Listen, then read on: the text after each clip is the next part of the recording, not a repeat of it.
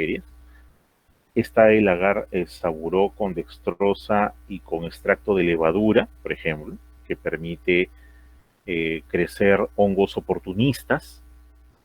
Y está el agar saburó con antibióticos, que es el más utilizado para poder eh, ubicar, por ejemplo, dermatofitos. Este agar saburó con antibióticos contiene clorfenicol, que les decía, y también contiene a veces cicloheximida para inhibir el crecimiento de los mohos contaminantes. Entonces, este tipo de agar saburó, dependiendo de su composición, será pues un medio selectivo o será un medio diferencial.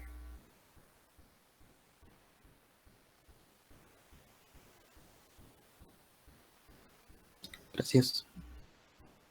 Hay un medio que se utiliza bastante en la actualidad, que no lo hemos puesto, que es el medio cromogénico. El medio cromogénico es un medio que genera color. La marca más conocida es el Crom Agar Cándida o el Candy Select también es otra marca. Entonces, estos medios, que son diferenciales para hongos, contienen en su composición algunos elementos bioquímicos que permiten el cambio de coloración en las colonias que van creciendo, dependiendo el tipo de sustrato que consuma el hongo. Entonces, en el cromagar, por ejemplo, yo puedo observar colonias de color rosado, de color verde, de color azul, de color violeta o sin color simplemente. Y ese cromagar me está diferenciando, me está diferenciando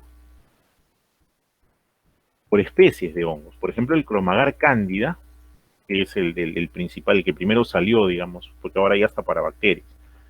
El cromagar cándida o el agar cromogénico cándida, el primero que salió, eh, permitía el crecimiento de cándida y dependiendo de la especie crecía de un color diferente, justamente por el sustrato. O sea, los sustratos no son otra cosa que las sustancias que las bacterias consumen.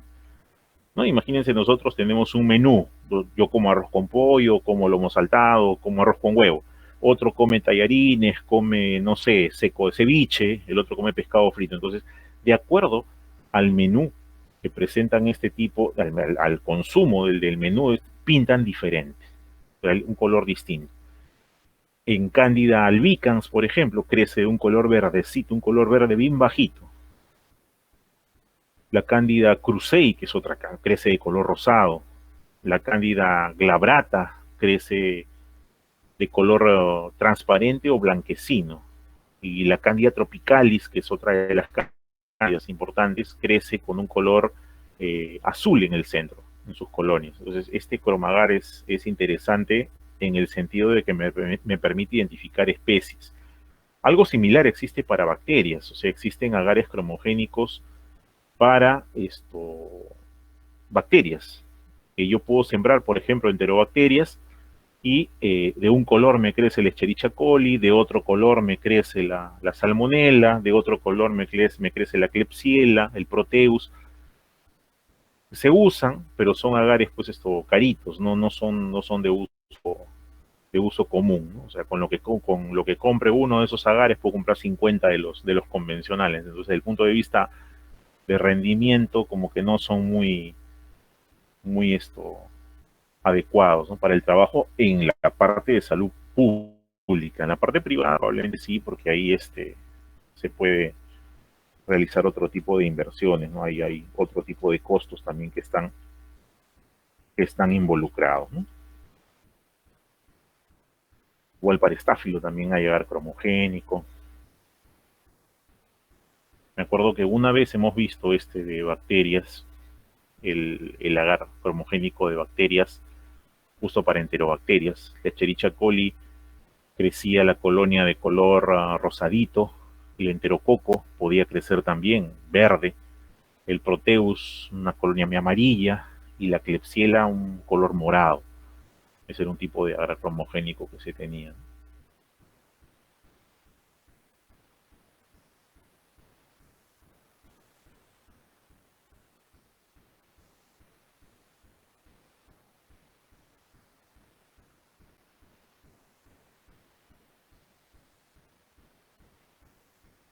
¿Alguna otra pregunta o comentario? Doctor, buenas Sí, tardes. ¿cómo estás?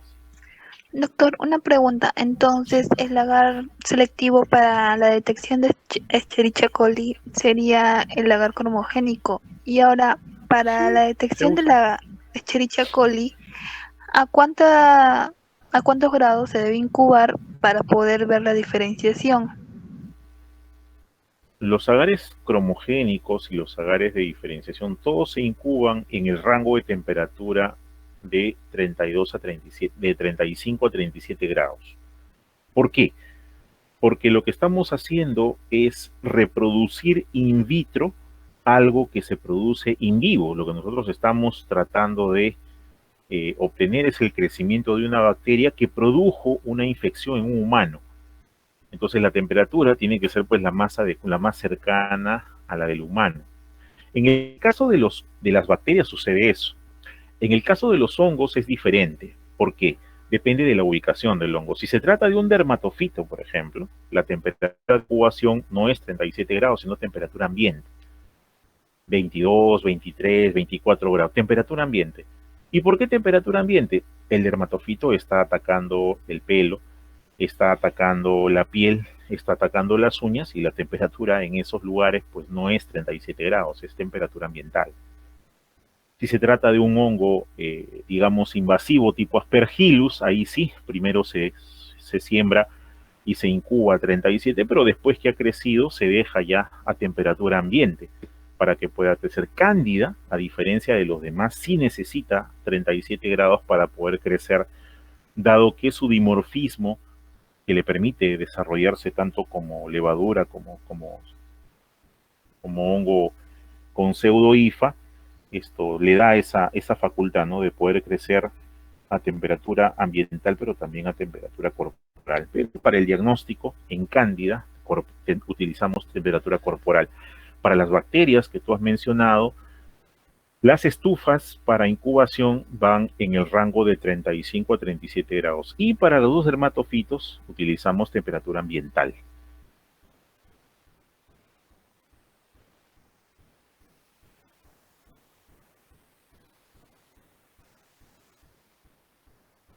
Gracias, doctor.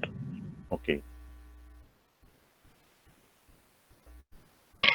Doctor, una consulta. En caso de dermatofito facial, ¿no? Si se presentara en algún ah, infante o niño menor de un año, Uh eh, -huh. alrededor de los ojos, por ejemplo, ojos o boca, ¿qué se recomendaría usar? ¿Igual un antimicótico, crema o qué? Sí, puedes usar un antimicótico en crema dependiendo de la edad que tiene. La nistatina es la más utilizada en los niños, pero ahí hay un detalle, o sea, tenemos que saber si ese hongo es resistente a la nistatina o no, y la única forma de saberlo es hacer un cultivo de esas escamas. Así que se extraen las escamas con el mismo procedimiento que hemos mencionado, o sea, raspada con, con la hoja de bisturí o con el mismo portaobjetos, y eso se observa al microscopio, se siembra y se hace el antifungirama. Pero la más utilizada pues en niños sobre todo es nistatina, ¿no? Porque el clotrimazol o el ketoconazol o el fluconazol son hepatotóxicos, causan hepatotoxicidad y no se usan hasta después de los 3 años de edad generalmente. La nistatina es la que más, y tiene acción la nistatina contra las cándidas y contra los dermatofitos también, ¿no? Y eso hay que mirarlo porque no le puedes echar la crema y sacarlo al sol porque produce pigmentación de la piel, o sea, tiene todo un cuidado adicional, ¿no? Pero desde el punto de vista microbiológico de diagnóstico, lo ideal es saber exactamente de qué hongo estamos hablando. Pero mucho depende la especie del hongo, ¿no? De repente es de perro, es microsporum, de repente es del jardín, no sabemos, entonces hay que identificar de todas maneras cuál es el hongo que está produciendo este tipo de problema, ¿no?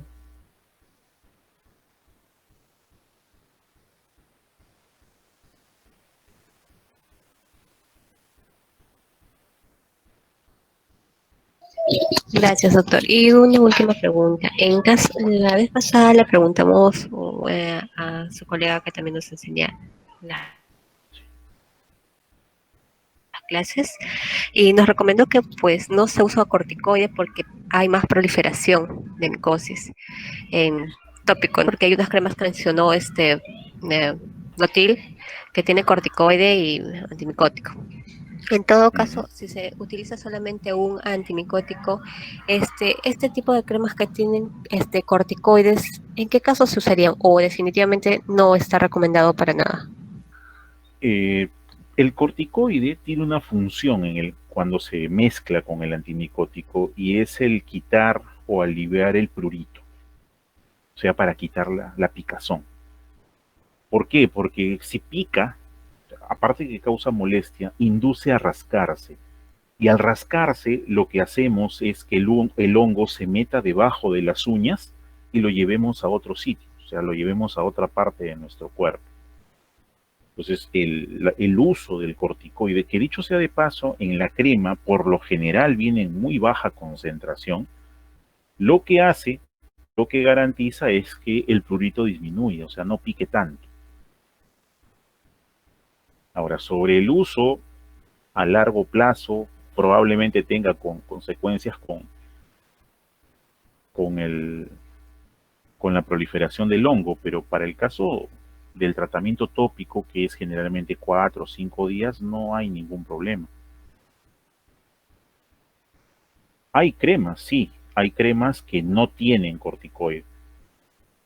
Generalmente lo mezclan pues con triamcinolona, algunos con dexametasona o betametasona, pero hay cremas antimicóticas, o sea, hay antimicóticos que no tienen corticoide. Alguna recomendación del dermatólogo a veces es que esas cremas con corticoide no deben utilizarse en zonas de pliegues, por ejemplo, en las zonas de las ingles o en la zona íntima, ¿no? Que no debe utilizarse, debe ser sin corticoide, pero bueno, eso va a depender mucho del tiempo en que se use.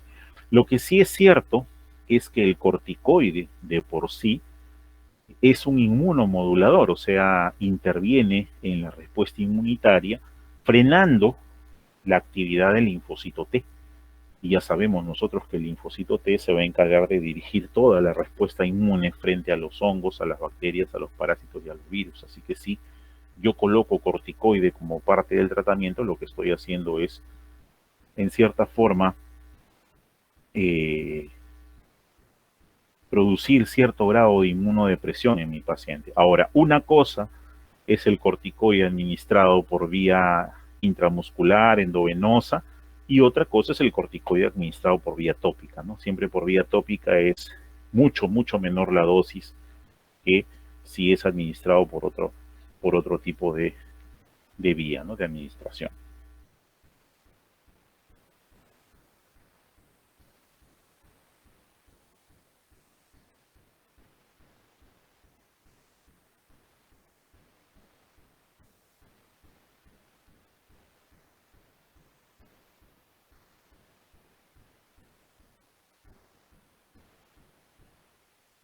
Bien, vamos a detener aquí la grabación. Ok. Muy bien, chicos.